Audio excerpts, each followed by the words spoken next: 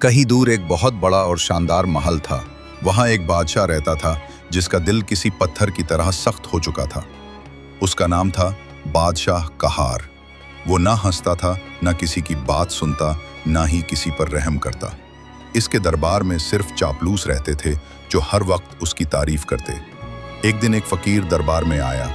इसके कपड़े फटे पुराने थे, हाथ में एक खाली कटोरा था। उसने ऊंची आवाज में कहा, ए बादशाह, तेरा दिल तो पत्थर हो चुका है, मगर अगर तू चाहे तो उसे बदल सकता है। सब दरबारी हंसने लगे। एक फकीर बादशाह को नसीहत दे रहा है, ये गुस्ताखी है। सिपाहियों ने उसे पकड़ने का हुक्म दिया, मगर बादशाह ने हाथ उठाकर सबको रोक दिया। क्या मतलब है तुम्हारी बात का? दिल बदल सकता है। फकीर ने कहा, हाँ, लेकिन शर्त है कि तू 7 दिन 7 मुख्तलिफ लोगों की खिदमत करे, बगैर ये बताए कि तू बादशाह है। अगर तू कामयाब हुआ तो तेरा दिल खुद ब खुद नरम हो जाएगा। बादशाह को यह खेल सा लगा। उसने भेष बदला, अपना ताज उतारा और शहर की गलियों में निकल गया।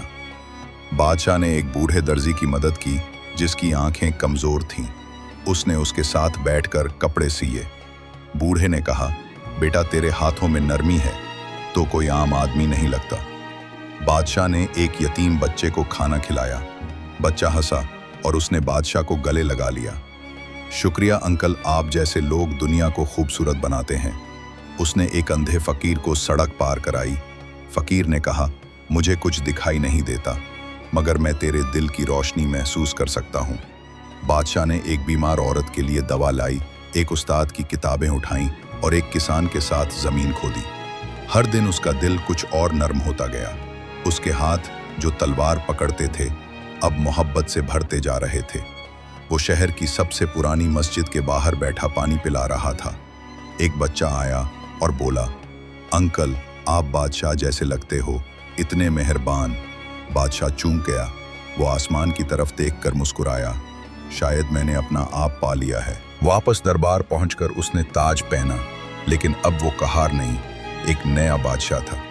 उसने सब फकीर, गरीब, बीमार और यतीमों को बुलाया और उनके लिए एक नया कानून बनाया। असल ताकत वो नहीं जो तलवार से आए, असल ताकत दिल से आती है। सबक, अगर कोई बादशाह भी अपना दिल नरम कर सकता है तो हम सब कर सकते हैं। मेहरबानी कमजोरी नहीं, असल ताकत है।